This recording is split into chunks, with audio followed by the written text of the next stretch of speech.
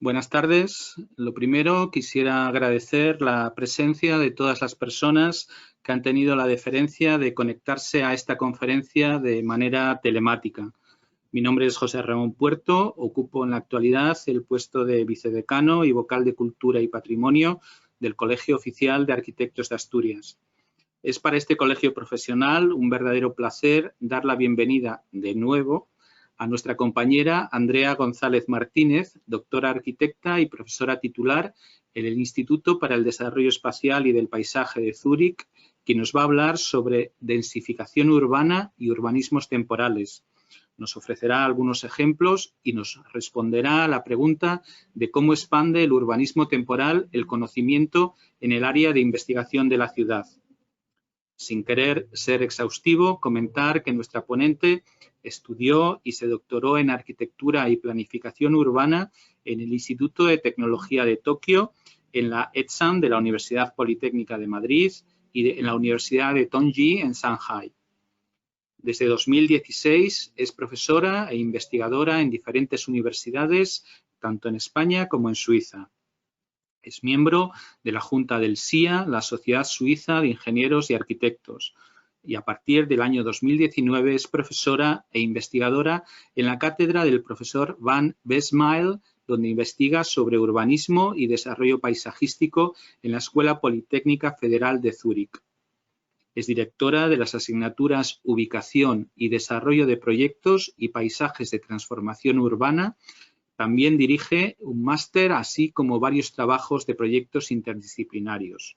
Mencionar, por último, que es directora de Architecture Global Aid y Architectural Global Statistics and Urban Studies. Permítanme unas breves reflexiones de manera previa a la exposición de Andrea para introducir su ponencia. Sin duda, el urbanismo y los modelos de planificación del mismo están cambiando. Plantear exclusivamente un crecimiento de los núcleos urbanos atendiendo al número de viviendas construidas parece que es un modelo que ha entrado en crisis y que nos debe llevar a otra forma de entender la ciudad, su crecimiento y, por supuesto, su planeamiento. En un breve texto introductorio que nos ha facilitado la ponente, nos comentaba que las cuestiones urbanas en las regiones metropolitanas densas deben ser abordadas desde una perspectiva política por los gobiernos, el público en general y las partes interesadas del sector privado. La forma de abordar estas cuestiones debe ser local, horizontal y vertical. Medios locales gestionados por las autoridades locales, entidades privadas y por la población. Medios horizontales coordinados entre los municipios de las regiones metropolitanas y medios verticales a través de los diferentes niveles de gobierno que participan en el desarrollo, la construcción y la planificación urbana y que deben coordinarse simultáneamente. Suiza, comenta Andrea, es un buen ejemplo de una adecuada simbiosis de la autonomía de los diferentes actores en materia de desarrollo inmobiliario y planificación urbana que garantizan un correcto equilibrio en los crecimientos de las ciudades. Sin embargo, los procesos de desarrollo del urbanismo en otros países no pueden entenderse de la misma manera. En muchos países, los sistemas están influidos por un número de factores como la especulación, la falta de recursos ante desastres naturales, las políticas gubernamentales inestables, las migraciones a causa de conflictos bélicos o la falta de instrumentos que conformen productos y procesos de desarrollo estables que merecen ser estudiados desde una perspectiva económica, política, ambiental y tecnológica. Es aquí donde aparece el interés por el urbanismo temporal, en torno a densificaciones urbanas espontáneas, puesto que es un producto resultante de los problemas de entornos urbanos poco regulados y con más frecuencia cada vez son más un problema de la gente común que un problema de los gobiernos. De una manera más lúdica, también es urbanismo temporal el que ofrece un festival de arquitectura y diseño como Concéntrico, que desde el año 2015 propone anualmente en la ciudad de Logroño reflexionar sobre el ámbito urbano y la ciudad, organizando para ello instalaciones, exposiciones, encuentros, actividades y performance que crean una conexión entre las sedes, plazas, calles, patios y espacios ocultos que habitualmente pasan desapercibidas en su día a día. De esta forma se establece un diálogo entre la ciudad, el patrimonio y la arquitectura que activan la reflexión de los ciudadanos sobre esos espacios. Reflexión y una nueva manera de mirar y entender la ciudad. Aspectos fundamentales para llevar a cabo estos eventos, al igual que lo serán los ejemplos posiblemente menos lúdicos, pero igualmente interesantes, que la doctora González Martínez nos presentará a continuación. Sin más, agradeciendo a todos ustedes una vez más su presencia, les dejo con la ponente. Andrea, cuando quieras, por favor.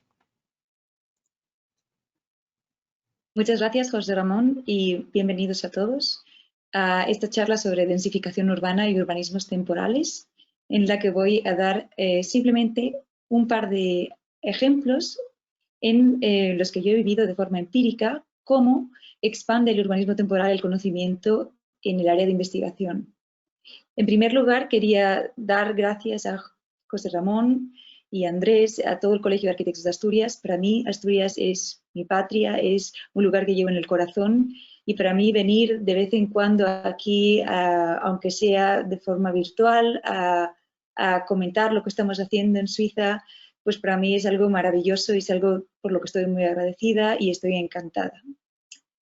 Como ha dicho José Ramón, no hace falta, creo, que dé más pautas acerca de cuál es mi trayectoria. Creo que lo más relevante es que soy profesora casi desde hace 5 años en Madrid y en Suiza, en Zúrich, y dirijo, como ha comentado José Ramón también, un estudio que se llama Architecture Global 8 y un grupo de investigación que se llama Architecture Global Statistics and Urban Studies. También doy 2 asignaturas, tengo 2 asignaturas en la Universidad ETH de Zúrich, que tienen que ver, por supuesto, con arquitectura, con urbanismo y con investigación en general.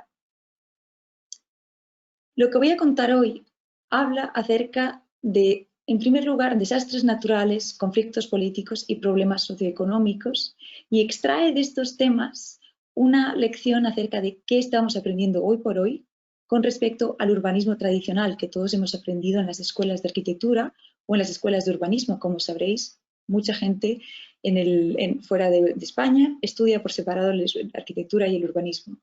Pues bien, en dichas escuelas se estudia principalmente urbanismo, desarrollo urbano, pero se estudia muy poco el urbanismo temporal, del que voy a hablar ahora. Voy a hablar también de una comparativa transnacional, una fenomenología, dando diferentes casos. Primero voy a hablar del urbanismo temporal desde el punto de vista asiático, los asentamientos urbanos y la regulación en Asia. Después vamos a trasladarnos al Medio Oriente. Y por último vamos a hablar del caso de África, que probablemente mucha gente considerará el más interesante, dada el incremento poblacional que hay en este continente en los últimos años. Después daremos paso a unas preguntas y a una bibliografía, unas fuentes. El urbanismo temporal es una idea muy compleja y está involucrada en multitud de contextos. Podemos hablar del urbanismo temporal diferenciando entre prioridad y tiempo y hablando de un urbanismo temporal a corto plazo y a largo plazo. Por supuesto, el punto en que se diferencian uno del otro es todavía algo muy difuso. No se sabe exactamente cuando uno habla de temporal, corto plazo o a largo plazo. Como casos podríamos hablar de la reconstrucción inmediata después del gran terremoto del este de Japón, en la que estuve yo trabajando como voluntaria en los años 2011-2013. Podemos hablar, por ejemplo, de un urbanismo temporal que termina siendo un urbanismo a largo plazo en Siria, Jordania e Irak, los campos de refugiados que surgieron después del comienzo de la guerra civil en 2011 y hasta 2016 y que todavía existen, o del urbanismo temporal que se ha convertido en un urbanismo permanente de ciudades o de países como Lagos, Makoko en Nigeria y en Senegal. Me gustaría primero también introducir a mi estudio, mi grupo de ayuda Architecture Global 8, con el que estuve trabajando en Japón y construyendo pequeñas casas y pequeños refugios para la gente que había sido desplazada, y con el que ya desde hace 10 años hemos hecho multitud de proyectos, muchas publicaciones, hemos llegado a ser hasta 22 voluntarios y participado en diferentes ponencias en muchos países, siempre con el trasfondo de la arquitectura humanitaria, el urbanismo temporal y la investigación. ¿Cómo expande el urbanismo temporal el conocimiento? Es la pregunta que hemos formulado al principio. En primer lugar, es necesario comprender este urbanismo desde el punto de vista de la complejidad. Es un urbanismo que atañe a la comunidad y utiliza algo llamado systems thinking, que podríamos traducir como sistemas de pensamiento en español. Expande los límites a través de la innovación y también está focalizado en procesos y aboga por la equidad. También es importante hablar de que requiere una financiación externa. Según UN Habitat, hay millones de personas en el mundo que hoy viven en tugurios superpoblados y asentamientos informales, y que son muchas veces desalojados por la fuerza o amenazados por un desastre natural. Según Miller, en 2017, una publicación muy buena, habla de un urbanismo temporal que se refiere a la resiliencia y a la sostenibilidad de una sociedad y que mejora el entorno construido de una forma acotada en el tiempo para luego desaparecer. Es muy importante comprender el urbanismo temporal desde el punto de vista de la complejidad. La complejidad ha sido estudiada por ejemplo, filósofos y políticos como Weaver Warren, que hablan sobre dos tipos de complejidad. Una complejidad desorganizada, por ejemplo, si nosotros quisiéramos estudiar el movimiento de las moléculas de un gas, podríamos estudiarlo a través de las teorías de probabilidad y la estadística tradicional. Digamos que la posición de una molécula en el tiempo y en el espacio se puede determinar con una aproximación estadística. Eso se llama complejidad desorganizada. Sin embargo, hay fenómenos que escapan a la estadística tradicional. No podemos explicar, por ejemplo, una ciudad o el movimiento de los habitantes de una ciudad por medio de estadística tradicional, porque los elementos de dicho sistema se mueven o se comportan de forma diferente o acuciados por diferentes normas o diferentes motivaciones que una estadística de unas moléculas. No tiene nada que ver un estudio estadístico de una molécula con el cómo se comporta una población dentro de una ciudad. A esto Weaver Warren lo llamó la complejidad organizada. Las ciudades son ejemplos claros de complejidad organizada. Están muy lejos de estar en equilibrio. Son sistemas orgánicos que se van moviendo de una forma indeterminada y que hay que comprender desde un punto de vista de abajo a arriba, desde lo particular a lo general, al contrario que la estadística. Esto lo digo también sabiendo de lo que hablo, puesto que el grupo de investigación en el que trabajo en Zurich, por ejemplo, estudia estadísticas tradicionales y luego hace tiene el proceso inverso, estudia las estadísticas no tradicionales de la complejidad organizada. ¿Cómo es posible comprender el urbanismo temporal y la densificación urbana dentro de esta complejidad de la que hablo? Pues hay muchos estudios que explican la teoría de la complejidad, Holling, Batting, Portugali, y muchos de ellos describen la teoría de la complejidad aplicada al urbanismo. Sin embargo, no hay muchos estudios que hablen sobre el urbanismo temporal dentro del marco de la complejidad, estudiada de forma científica o de forma, digamos, universitaria, como lo hacemos en los grupos de investigación. Vamos a hablar sobre una fenomenología para dar un ejemplo de lo que hablo. Los desastres naturales dejan a más de 14 millones de personas sin hogar cada año.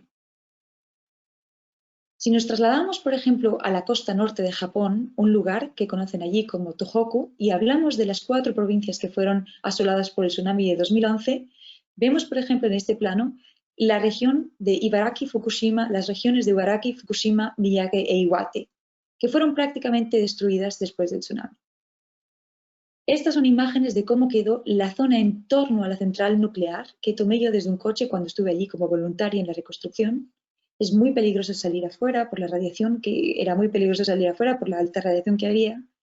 Y es muy interesante observar que a pesar de lo que ocurrió, los tsunamis en esta región son algo recurrente. Desde toda la historia de este lugar, que está en un lugar, está ubicado, claro, geográficamente, en un sitio, un punto complicado, en el anillo de fuego del Pacífico, siempre han existido tsunamis devastadores en este lugar. Y sin embargo, los habitantes siguen construyendo al borde de la costa, generando problemas como el que ocurrió entonces, que es una destrucción masiva de todas las ciudades que llegó a ser de la extensión de las ciudades de Madrid, Barcelona, multiplicado por 4. Obviamente, ¿cómo reacciona una población, cómo reacciona una nación ante semejante desastre? En primer lugar, los refugiados que sobrevivieron fueron colocados en estos espacios múltiples, unos gimnasios donde la gente se agrupó para por lo menos saber qué indicaciones deberían tomar.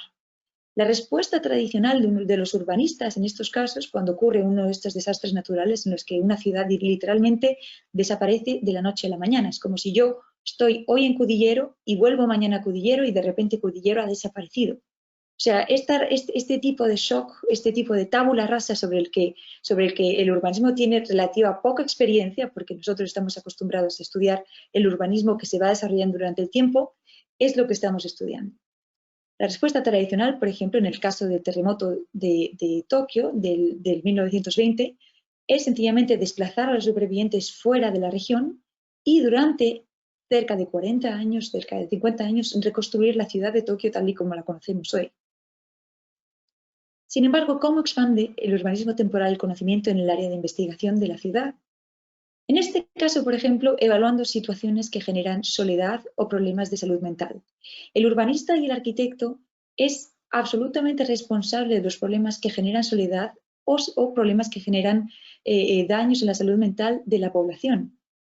Es muy común pensar que el urbanista, el arquitecto, y esto me lo dicen los alumnos a veces, dibuja planos, plantas y secciones cuando es mucho más compleja nuestra función dentro de la sociedad. En el caso, por ejemplo, de las viviendas que proporcionó el gobierno japonés después del terremoto de 2011 y de la destrucción nuclear de Fukushima, fueron este tipo de viviendas que como se puede ver, tienen muy poca luz, están construidas con unos materiales muy duros, además alejadas de los lugares donde originalmente vivían los refugiados y no tienen apenas espacios públicos entre medias que permitan interactuar a las personas que se ubicaron en ellas. Lo que ocurrió fue que muchas de las personas que se refugiaron en estos habitáculos, pues al final se suicidaron, porque es una población además muy propensa al suicidio. Lo más increíble de todo es que hace 18 años, después del terremoto de Kobe en Osaka, el gobierno japonés, por falta de medios y de tiempo y de planificación urbana, proporcionó exactamente las mismas viviendas a los supervivientes del terremoto entonces, que además generaron otra vez una ola de suicidios.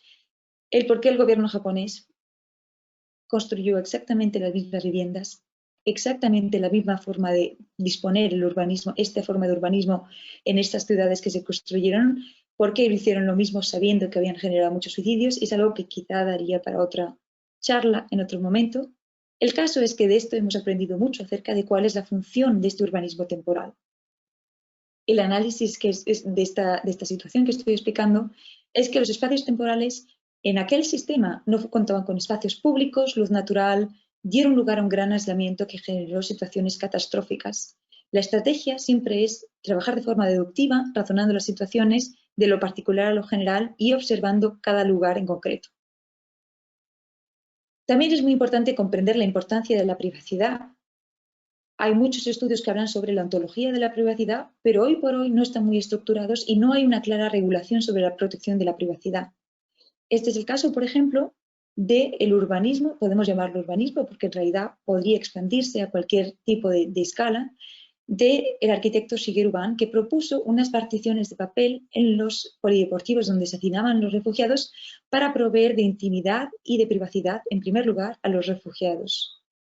Este sistema es esencial porque, como vemos, por ejemplo, en la pirámide de Maslow, después de las primeras necesidades básicas de agua y comida de los seres humanos, viene la privacidad y la seguridad como lo más importante, lo prioritario.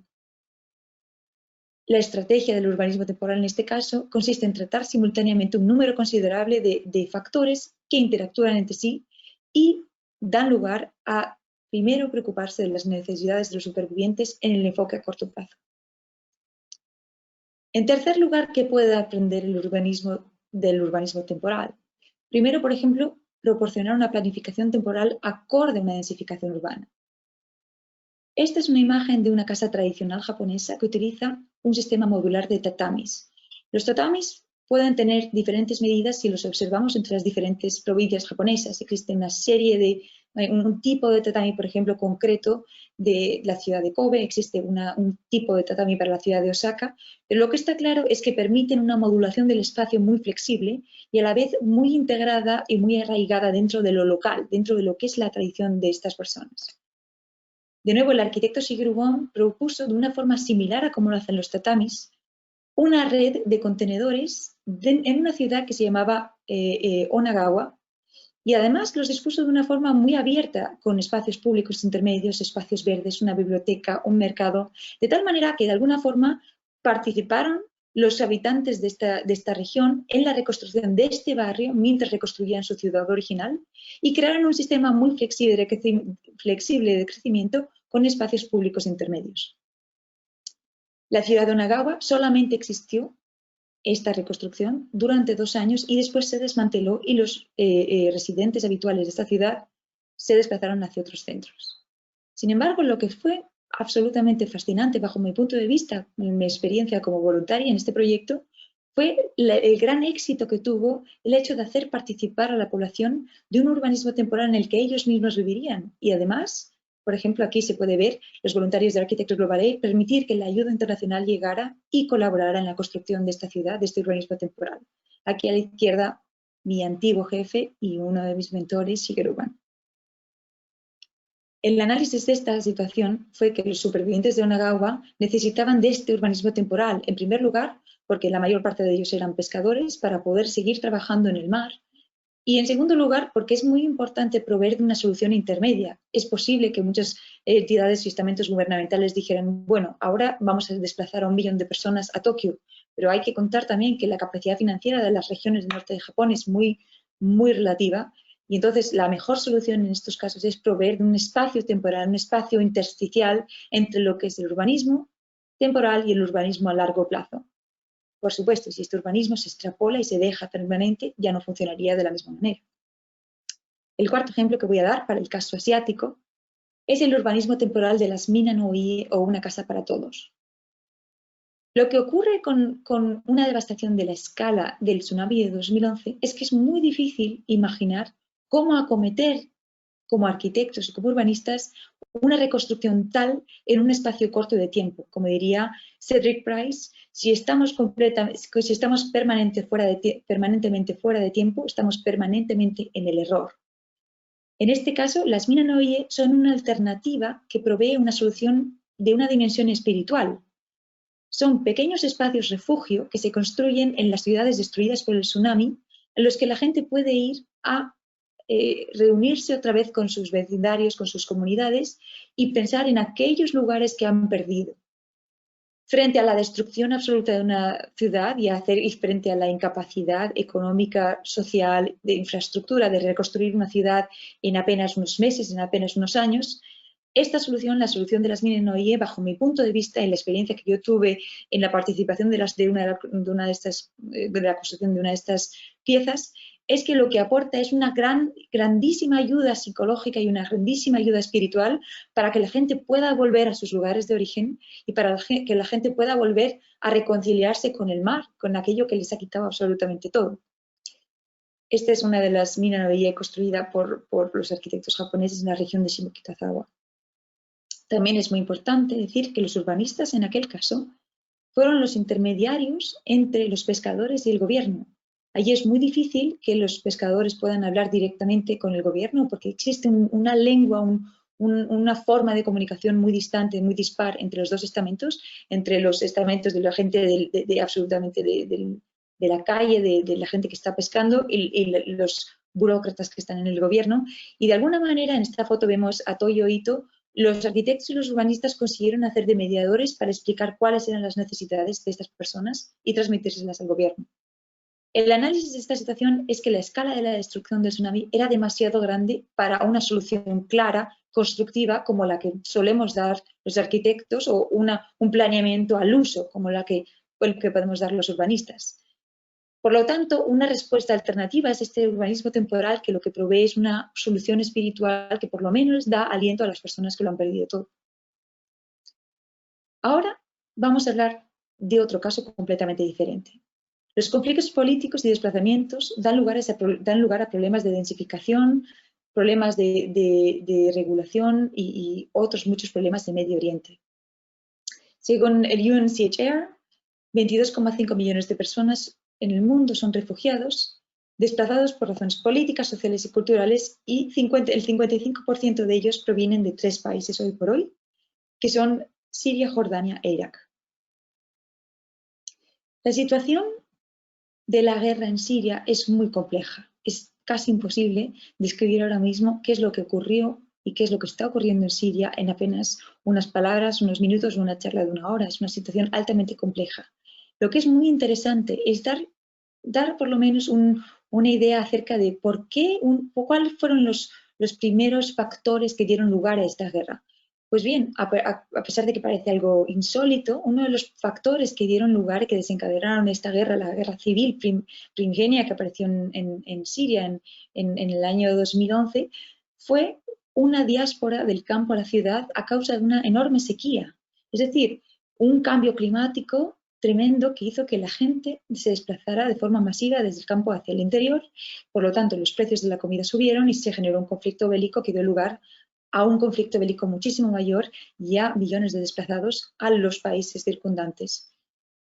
Como digo, es un problema extremadamente complejo y en el que no vamos a entrar hoy, pero sí vamos a hablar, por ejemplo, de los campos de refugiados que se generaron a raíz de este desplazamiento masivo, de esta de repente densificación extraordinaria que se produjo en los bordes de estos países.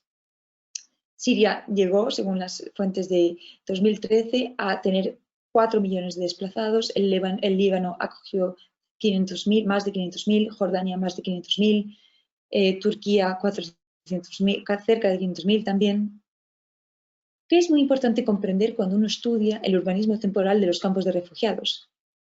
Es muy importante decir que muchos urbanistas, muchos políticos, mucha gente que estudia estos fenómenos hacen hincapié en el establecimiento de soluciones temporales y es importante hablar de lo difícil que es decir, bueno, esto es un asentamiento temporal y no permanente. El problema es que muchos de estos asentamientos comienzan siendo temporales y a pesar de lo contrario, de lo que uno desea, termina siendo permanentes, de tal manera que una ciudad planeada de cualquier manera al final acaba siendo permanente. He aquí el problema.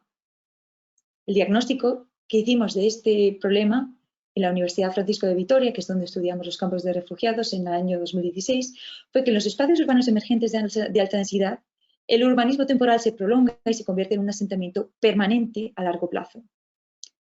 Esto no tiene por qué ser terrible. La respuesta tradicional, bueno, pues puede estar bien planificada. Este es el campo de refugiados de Al-Satari, en Jordania, que como veis tiene una estructura clara, tiene unas líneas de circulación claras, es un campo militar y sin embargo tiene muchísimos problemas. Tiene problemas de salubridad, tiene problemas de provisión de alimentos, provisión de agua, es absolutamente dependiente de fuentes externas, no puede sobrevivir por sí solo y eso también da lugar a muchos problemas de abastecimiento porque, por ejemplo, todo el agua que reciben proviene de las ayudas humanitarias que reciben. ¿Cómo se puede expandir el conocimiento del urbanismo a través del urbanismo temporal en este caso? Por medio de la investigación. La teoría de la complejidad que he explicado antes es esencial para estudiar la condición de este tipo de campos de refugiados. ¿Por qué? Pues porque no se puede hablar en este caso de estadísticas, no se puede aplicar una simple norma para todos. Es importante entender la autoorganización, la no linealidad y las interacciones que conducen a situaciones muy complejas y a las redes. Es importante comprender los campos de refugiados como complejidad organizada, por lo tanto. Aquí están mis alumnos de la Universidad Francisco de Vitoria. Y aquí el ejemplo que tomamos como una ciudad temporal que terminó siendo una ciudad permanente. Para los que no lo supierais, Venecia comenzó siendo una ciudad temporal y de repente, un buen día, quedó como estaba. He aquí la importancia de planificar correctamente este tipo de asentamientos que al final terminan siendo permanentes. El proyecto de investigación consistió en proponer una economía circular y de autoabastecimiento por medio de cultivos hidropónicos que permitieran a los habitantes de Al-Satari ser autosuficientes y comenzar a no depender del exterior.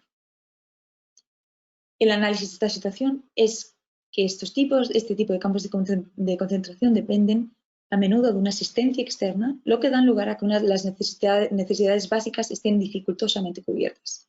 Y la estrategia es proponer una idea de ayuda, una idea de urbanismo temporal más orientado al proceso que al resultado.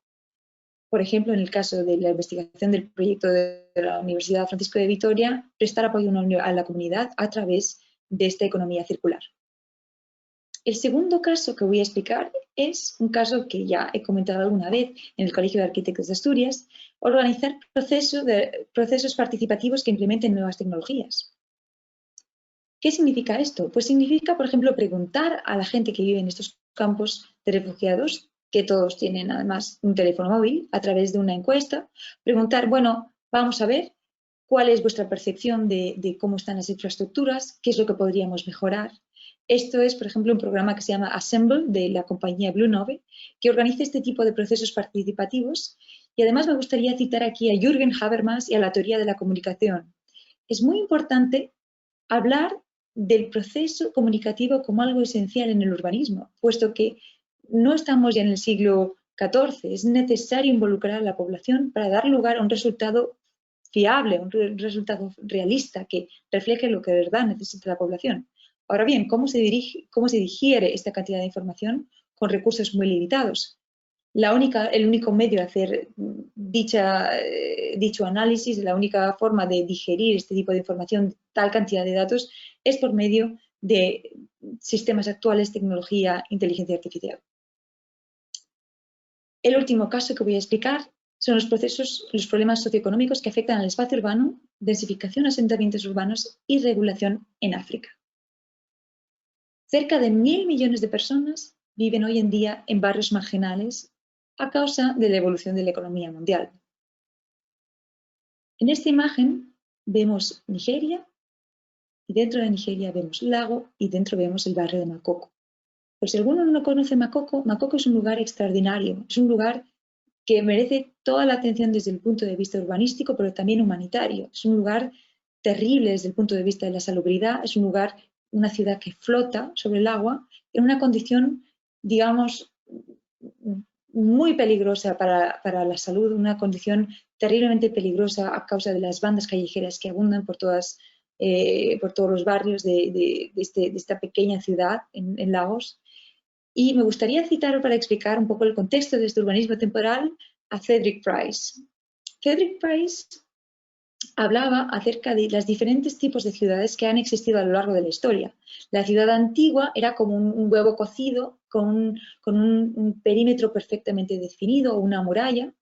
La ciudad del siglo XVII, del siglo XIX, es como un huevo frito que tiene un contorno más o menos desdibujado, donde uno puede más o menos intuir dónde están los bordes de la ciudad. Y la ciudad moderna es una especie de huevos revueltos donde nadie sabe exactamente dónde están los centros. Este último caso sería lo que más se aproximaría a las favelas o a los slums de las ciudades de África subsahariana y de las ciudades, por ejemplo, como Lagos y del barrio de Makoko o la ciudad de Makoko. No se puede decir que Makoko no tenga una estructura. Evidentemente tiene una coordinación, tiene un sistema por el que la gente plantea un comercio, tiene sus servicios, por ejemplo, esto es una peluquería en Makoko, donde la gente pues se organiza, es una forma de ciudad diferente, pero clara, con un diagnóstico de enormes problemas, condiciones antihigiénicas, falta de instalaciones médicas, falta de saneamiento, no hay drenaje, hay falta de acceso al agua potable, una altísima tasa de delincuencia y una gran vulnerabilidad a los peligros naturales y a los provocados por el hombre, que muchas veces no son detectados o no quieren ser detectados por el gobierno. La respuesta tradicional generalmente consiste en aportar, por ejemplo, un bidón de agua para que la gente pueda subsistir durante un mes. Y al mes siguiente es necesario colocar otro bidón de agua para que la gente vuelva a tener agua potable en esta región. O proveer soluciones, por ejemplo, de evacuación de residuos. El problema con la evacuación de residuos en este tipo de lugares es que funcionan muy bien sobre el papel, pero cuando uno llega a la realidad, los residuos se almacenan, como vemos en esta imagen, debajo de las casas y acaba siendo una situación insalubre y absolutamente peligrosa para los habitantes. ¿Cómo expande el campo de conocimiento del urbanismo temporal este área de investigación de la ciudad? ¿Cómo es posible que aportemos algo a este tipo de lugares, ¿no? Por ejemplo, proponiendo proyectos complejos que no sean únicamente de diseño urbano, sino que se adentren en la revitalización activa por medio de estrategias que sean económicas y sociales. Este es el caso del estudio de urbanismo Fabulous Urban, que lo que hace es, dentro de un barrio de Makoko, generar una planta de biogás que permite crear microempresas a su alrededor y abastecer de gas para cocinar a toda una comunidad circundante. Hubo, por supuesto, que implementar muchas medidas. Por ejemplo, las personas que viven en Makoko no conocen lo que son los aseos, entonces hubo que enseñarles qué son los aseos, qué es una planta de biogás, cómo se puede extraer gas para cocinar y cómo se puede comerciar con ello. Y a raíz de esto, establecieron un sistema de mantenimiento de la planta que cubría todo el barrio. Hoy en día, esta parte de este barrio de Makoko se ha revitalizado y la gente vive mejor y encima en unas condiciones mucho más salubres. En la parte inferior, además, se ha construido, debajo de esta planta de biogás, un colegio.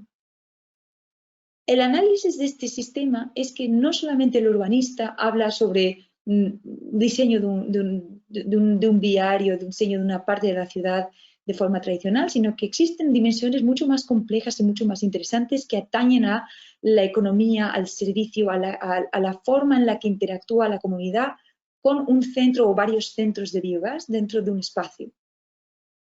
Esto, bajo mi punto de vista, yo conozco a los miembros del estudio de Fabulous Urban, fue un gran éxito y encima ha conllevado una mejora de esta parte de la ciudad, ¿no? Se llama el proyecto de Makoko Neighborhood Hotspot. Las previsiones indican que para 2030 casi 9 de cada 10 personas extremadamente pobres vivirán en el África subsahariana. Esto es muy importante teniendo en cuenta, por ejemplo, países como Senegal. En la imagen vemos en Senegal la región de Tambacounda y dentro de Senegal un pequeño pueblo que se llama Sintián, que es conocido porque era al menos hasta hace poco paupérrimo. Me gustaría hablar aquí de los conceptos de forma y flujo. Las ciudades acumulan y retienen riqueza debido a lo que fluye a través de ellas, más de a lo que contienen estáticamente. Es decir, no se trata solamente de generar riqueza a través de lo que hay, lo que tienen, sino a través de lo que lo visita. La diagnosis de este problema es que la mayoría de los países del África subsahariana no cumplen requisitos necesarios para alcanzar el objetivo de erradicar la pobreza y además no tienen flujos que los atraviesan. La respuesta tradicional a este tipo de problemas es generalmente aportar medidas temporales como por ejemplo agua, como por ejemplo llevar una comunidad de médicos, por ejemplo tratar soluciones que al final generan mucha dependencia por parte de esta población. El urbanismo temporal en este caso vuelve a dar una idea de cómo podemos expandir el campo del urbanismo dentro de este marco. Planeamiento de infraestructuras urbanas inteligentes quiere decir crear, por ejemplo, un polo de atracción que haga que la gente en otras partes del mundo se interesen por este lugar. Bajo este punto de vista ya lo explicó la socióloga política Saskia Sassen cuando hablaba del Spiky World, y hablaba de que hay ciudades o hay lugares del mundo que son atractores poderosísimos. Mucha gente quiere ir a Nueva York más por el flujo de comunicación, el flujo de comercio, el flujo de intereses culturales que posee Nueva York más que por la ciudad en sí. Y esto ocurre también con otro tipo de ciudades, otro tipo de lugares del mundo. Hay mucha gente que conoce, por ejemplo, el Burning Man que hay en Estados Unidos, porque es un festival tremendo de una exposición de arte fantástica.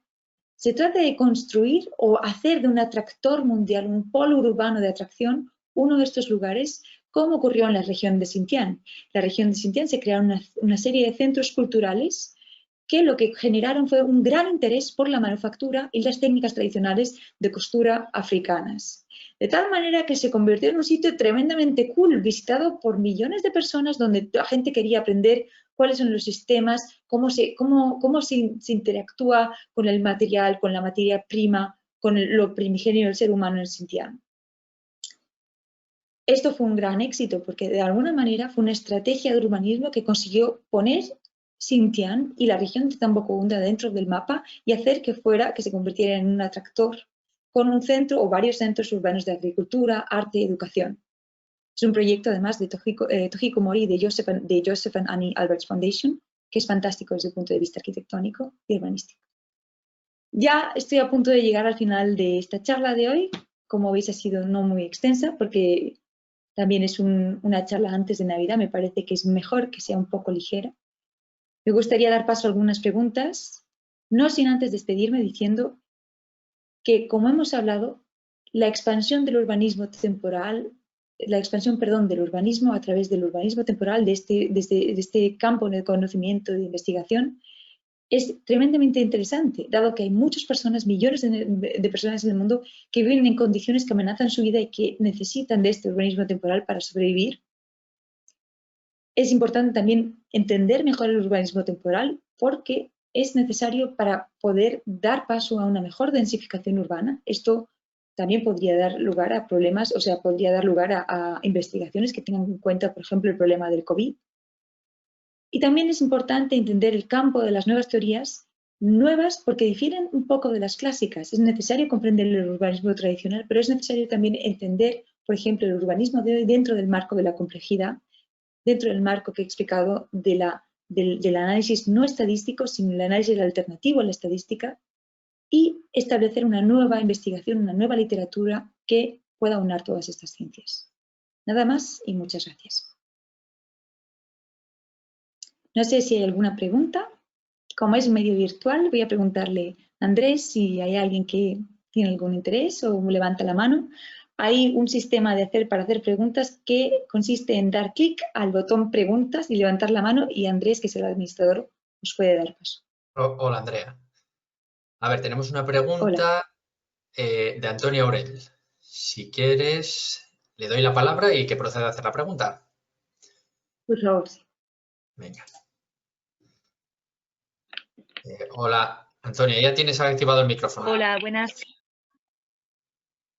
Hola, buenas tardes. Mi pregunta para Andrea es, ¿cuál sería, bajo su punto de vista, el gesto temporal arquitectónico que más ayudó a los afectados por el tsunami del Japón?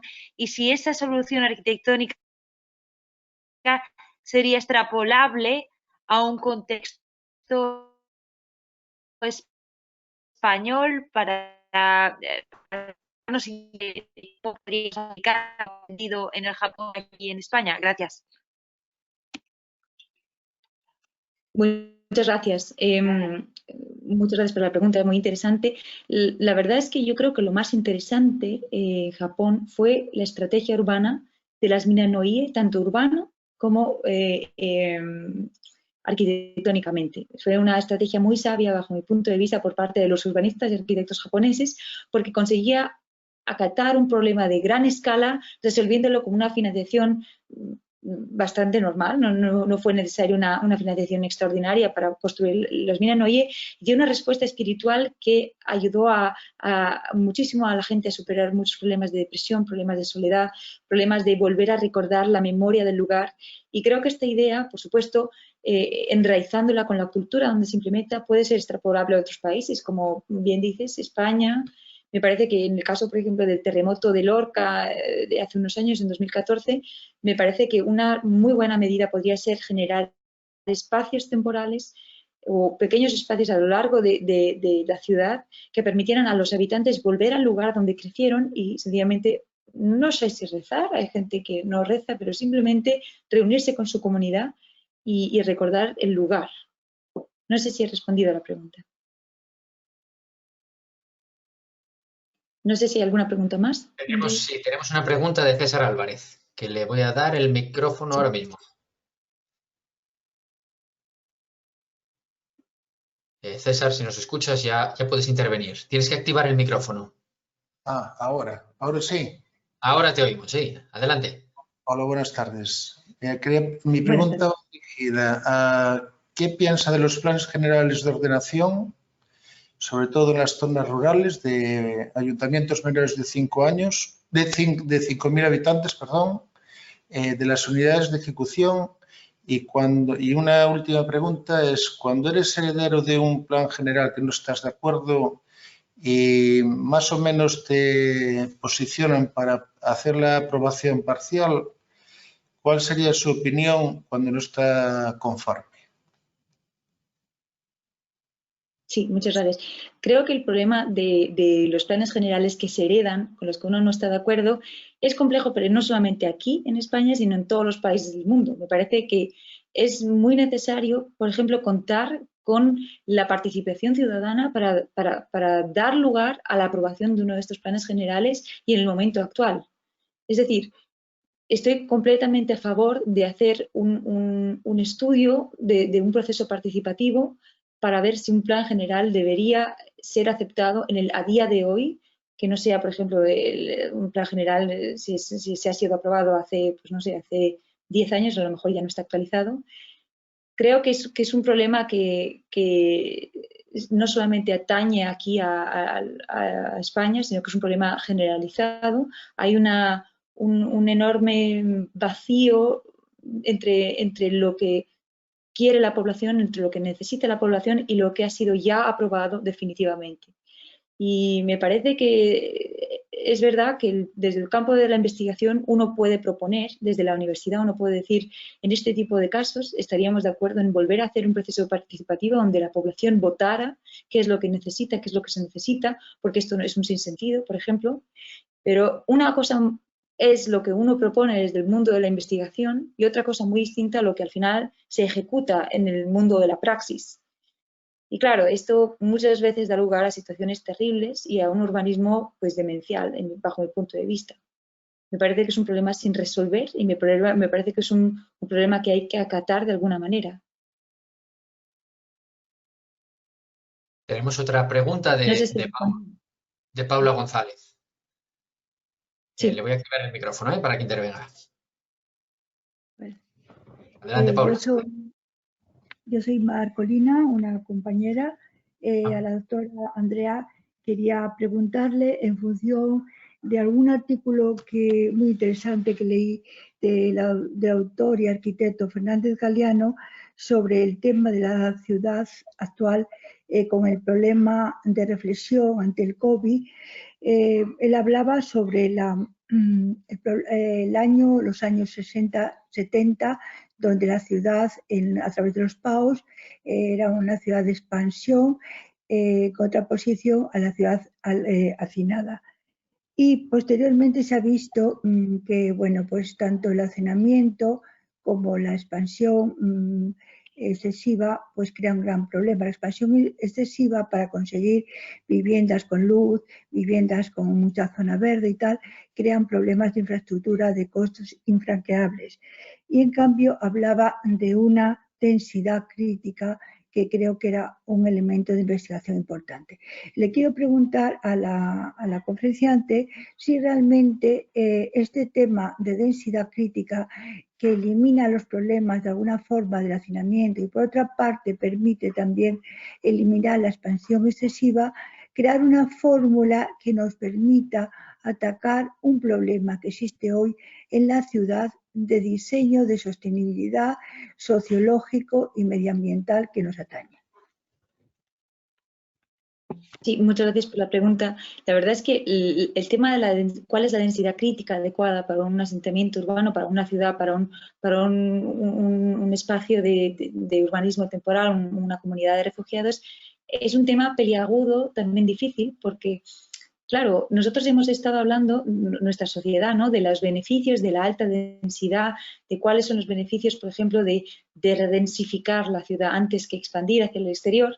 Y sin embargo, yo pues admiro mucho a Fernández Galiano, creo que tiene un artículo en el que habla acerca de el sinsentido que es de repente en esta situación en la que estamos ahora, en el COVID, darnos cuenta de que esta redensificación y esta densificación que hemos dado por sentado es lo mejor, la primera opción, lo que todos queremos, y esta densidad crítica, digamos, ha sido de repente anulado, porque desde que ha aparecido el COVID ha habido una diáspora hacia el campo donde la gente ha intentado buscar espacios verdes. Todo el que tenía una casa con un pequeño jardín era un afortunado porque podía disfrutar de un espacio al aire libre sin estar hacinado en casa.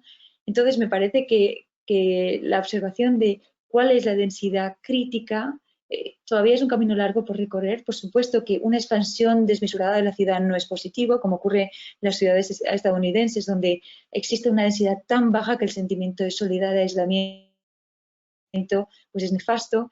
Creo que hay otras ciudades, por ejemplo en Brasil, las ciudades que construyó los arquitectos modernistas, pues me parece que tampoco son un gran acierto, es una densidad demasiado baja, pero claro, el polo contrario, los tugurios de Hong Kong, por ejemplo, los que se hacinan miles de personas en un compound, pues es exactamente igual de nocivo, ¿no?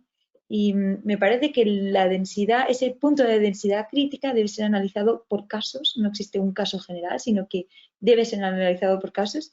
Y como he dicho en la explicación anterior, todo lo que compete al urbanismo, bajo mi punto de vista, tiene mucho que ver con la no estadística, con todos aquellos parámetros que se rigen por la complejidad organizada, que son lo orgánico, lo que debe ser estudiado de abajo hacia arriba y no desde arriba hacia abajo, y todo lo que debe ser estudiado caso por caso, más que tendiendo un plano general diciendo, bueno, nuestro urbanismo y la densidad crítica debe ser esta.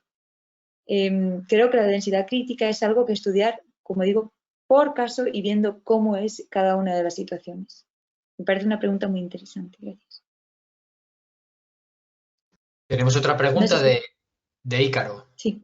Que le voy a dar la palabra ahora mismo. Sí. No sé si tienes que activar el micrófono, Ícaro. Hola, buenas tardes. Muchas gracias a Andrea por su intervención y al Colegio de Arquitectos por invitarme. Yo soy geógrafo y imparto clases de planeamiento urbanístico y lo he encontrado muy interesante su contenido. Desde el ámbito de la academia quería preguntarle a Andrea también cómo podríamos aplicar parte de sus investigaciones al contexto de otros países supuestamente más desarrollados como Estados Unidos o el caso de la Unión Europea, en el que existen muchos asentamientos informales, tanto desde el punto de vista de la crisis de los refugiados, como sucedió en el entorno de la estación de Belgrado o en Calais, con campamentos informales, o esas personas que tienen que vivir como una especie de camping improvisado en los Estados Unidos debido a situaciones de pobreza o exclusión, o el caso de poblamientos informales como sucede en el sur de Madrid, en la Cañada Real. ¿Qué implicaciones podemos extraer de tu investigación para tratar esos espacios? Muchas gracias. Hola, muchas gracias. Pues me parece muy interesante la pregunta. Además, si eres un colega geógrafo, quiero que sepas que en la universidad donde yo trabajo hay un enorme número de geógrafos. Es una cosa muy interesante, pero muchos geógrafos con los que estoy aprendiendo muchísimo personalmente, ¿no? Me parece que se puede extraer muchas cosas del tema, los temas que he explicado, en cuanto a que, por ejemplo, como digo, es necesario estudiar cada situación en particular. No existe una tabla donde se pueda aplicar el urbanismo que yo he estudiado un urbanismo fantástico en la Escuela de Arquitectura, por ejemplo, de Madrid, donde he aprendido muchísimo acerca del urbanismo tradicional, pero creo que el urbanismo de hoy y sobre todo estos lugares poco regulados es necesario estudiarlos paso a paso, ¿no? Es ver un poco cómo es la situación. Lo que creo, por ejemplo, en casos de, comentas la Cañada Real o comentas los refugiados que están viviendo en tiendas de campaña o incluso los refugiados que ahora se encuentran en Arguineguín, en Canarias, ¿no? Me parece que se llama Arguineguín, ahora tengo ya la confusión de hablar. Me parece que lo que es muy importante es dejar claro qué es temporal y qué no. Porque una de las cosas más nocivas, bajo mi experiencia en Japón como voluntaria y bajo mi experiencia como investigadora en el caso de los refugiados de Al-Zaatari y en los proyectos que hemos llevado a cabo de investigación sobre África, lo peor que puede ocurrir es confundir aquello que está planteado para ser temporal con aquello que permanece. Entonces, yo creo que una importante lección es diferenciar, como ocurrió en Onagawa. Estas viviendas han sido planeadas para 2 años mientras se reconstruye la ciudad paralela. Y otra cosa muy diferente es decir, vamos a construir un campo de refugiados temporal, pero que luego por errores burocráticos, porque falta dinero, porque falta financiación, que resulte que al final eso acaba siendo permanente. Creo que si, por ejemplo, en la Cañada Real se propusieran unas viviendas permanentes de tal manera que se diera lugar a un plazo para construir viviendas dignas o una estructura de ciudad digna, una estructura de ciudad que tenga sentido al lado, podría funcionar. Pero desde luego de ninguna manera es lo que se puede hacer es proveer una ciudad temporal que luego por H o por B acabe siendo una ciudad permanente. Porque claro, si eso hubiera ocurrido en el siglo XVII, si fuera una Venecia, pues qué maravilla de resultado hemos tenido. El problema es que en el siglo XXI las ciudades temporales generalmente acaban siendo ciudades que permanecen, cuando han sido previstas para ser temporales, acaban resultando en ciudades parásito, que son absolutamente dependientes de un tercer estamento, una tercera ciudad para subsistir. Y creo que ahí está el peligro. En el caso por ejemplo, he leído en el periódico el caso de los inmigrantes que han llegado a Canarias desde África. Claro, es una situación muy compleja porque, claro, es necesario proveer, bajo mi punto de vista, en primer lugar, comida, agua, hacer lo que hizo el arquitecto Shigeru Ban en Japón, proveer una privacidad y luego, por supuesto, proveer un espacio habitable, pero claro, este espacio habitable, claramente definir qué es temporal o qué es no temporal, porque lo que no puede ser es dejar algo que está previsto temporal olvidado y que al final eso degenere, se enquiste de alguna manera. No sé si te he respondido bien.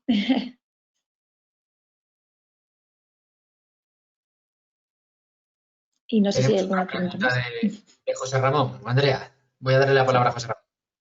Sí. Sí. Sí, Andrea, lo primero, felicitarte por tu charla. Creo que nuevamente, bueno, nos has abierto con tu mirada otras maneras de entender el urbanismo. A mí me ha resultado muy, muy interesante y sobre todo ese comentario sobre Venecia me ha dejado estupefacto. Nunca diría que una ciudad tan maravillosa como Venecia partió de algo temporal. Si te parece, por concluir y bueno, para no alargar excesivamente, te hago una pregunta y bueno, nuevamente te doy las gracias a ti y a todas las personas que se han conectado y me gustaría que nos comentases cómo se debe proceder en estos casos que bueno, que no siempre son Venecia. ¿Cómo proceder en los casos en los que lo temporal pasa a ser definitivo? Es decir, casos como en Madrid, los poblados de absorción, Fuencarral, por ejemplo, que se hizo para que durase un tiempo, bueno, pues el día a día hace que dejen de esa temporalidad para realizarse de una manera permanente sin las particularidades y las necesidades que tiene una ciudad más estructurada. ¿Cómo hay que actuar en estos casos? ¿Qué opinión tienes? Gracias, José Ramón. Yo opino que lo que es necesario es primero aportar herramientas para que esas comunidades sean autosuficientes. Ahora bien, no hay que ser primo en esta vida. No es lo mismo hablar de una pequeña comunidad de pues 1000 personas que necesitan pues de repente un refugio que hablar, por ejemplo, de 3 millones de personas que de repente llegan a un entorno y dicen, bueno, necesitamos huir de una guerra y estamos aquí, necesitamos de alguna manera sobrevivir y un espacio habitable. Entonces, claro, la teoría, lo que es idóneo es decir, bueno, desde el principio planear una ciudad como debe ser, que no sea temporal, sino planteada a largo plazo, pero eso no es siempre posible.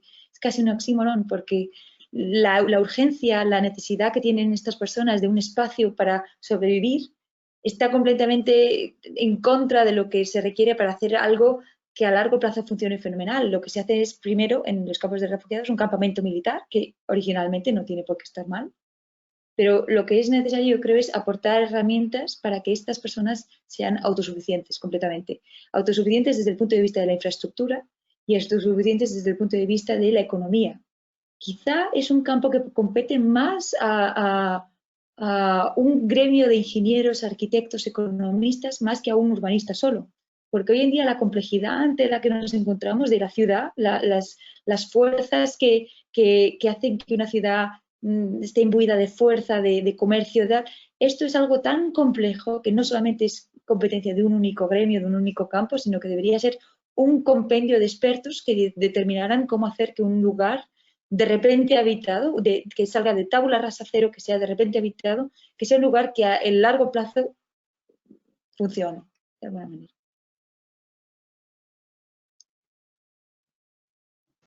Hay otra pregunta, Andrea, de Moisés, que le voy a dar la palabra, ¿vale? Sí.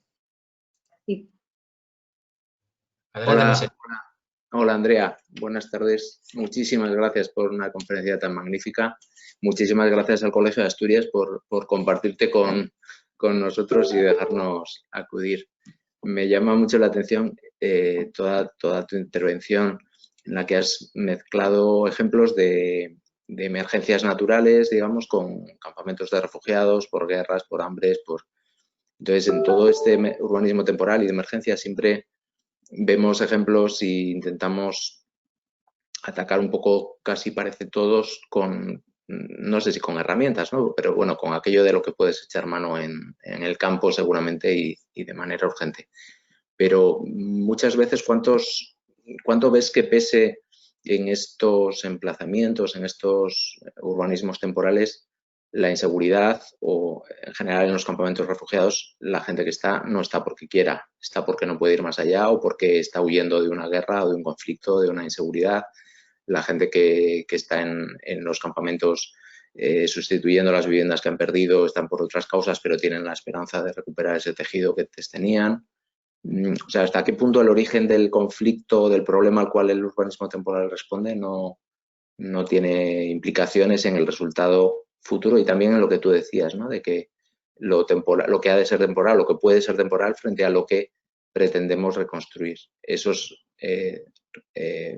grandes campamentos de refugiados, seguramente el aspirar a que se conviertan a ciudades supone obviar el conflicto y dejar que su resultado se perpetúe. No sé si no es una pregunta, casi es un... Sí. Es para otra conferencia, me encantaría oír.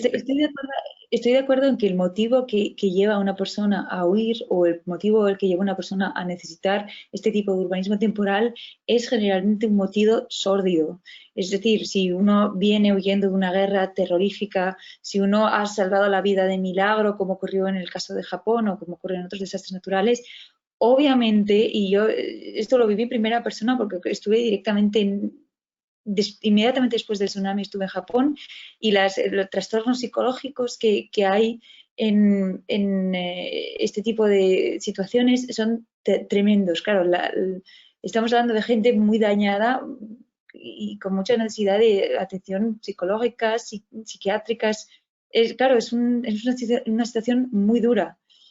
Y entonces, claro, el urbanismo que se propone quizá es un mal, digamos, o sea, perdón, un tema menor, ¿no? Quizá lo más importante, lo que quieren estas personas es volver y estar en su casa y volver a ver a su gente. Y entonces, claro, lo que pasa es que nosotros somos todavía seres humanos, ¿no? Que como todos los seres humanos o todos los otros animales, digamos, necesitamos un cobijo, necesitamos una caverna, ¿no? Otra vez.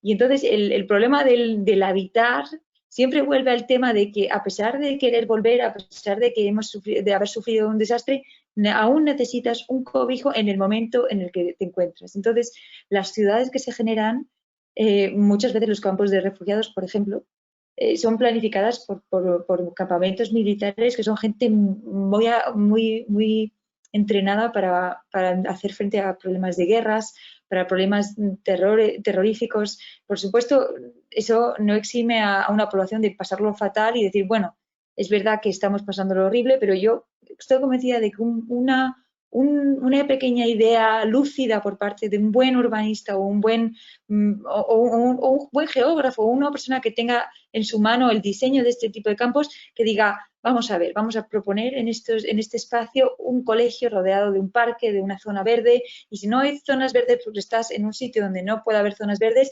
pues de un estanque artificial donde los niños puedan jugar, algo que genere un motivo para el recuerdo que sea positivo, ¿no?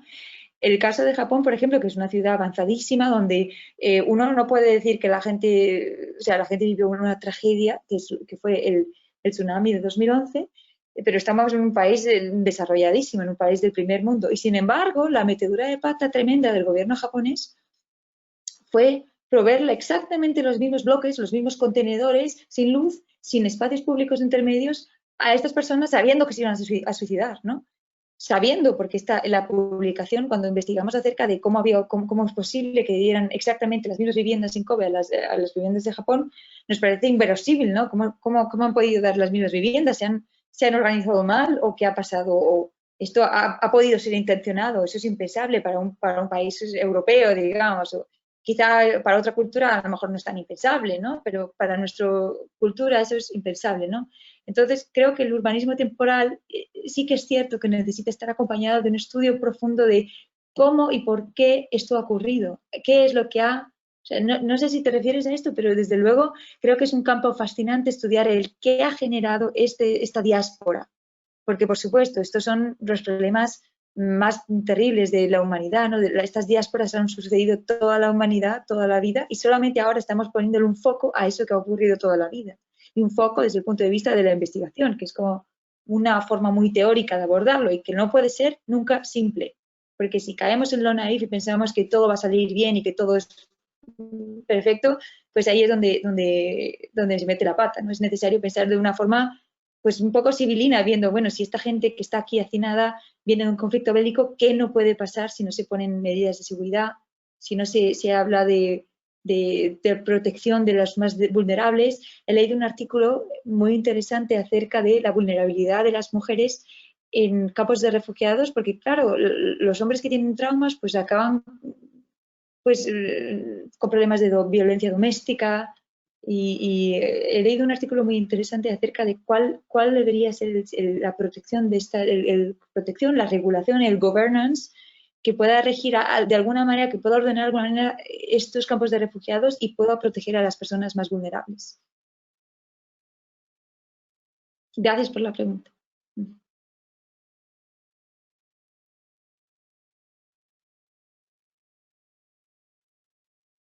No sé si hay alguna pregunta más.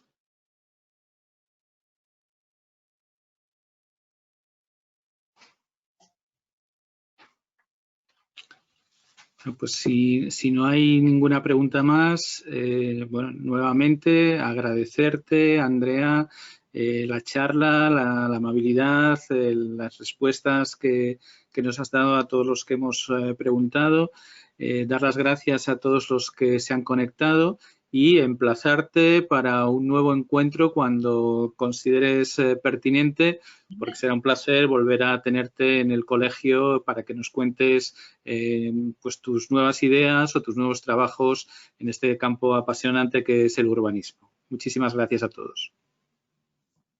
Muchas gracias. Hasta pronto.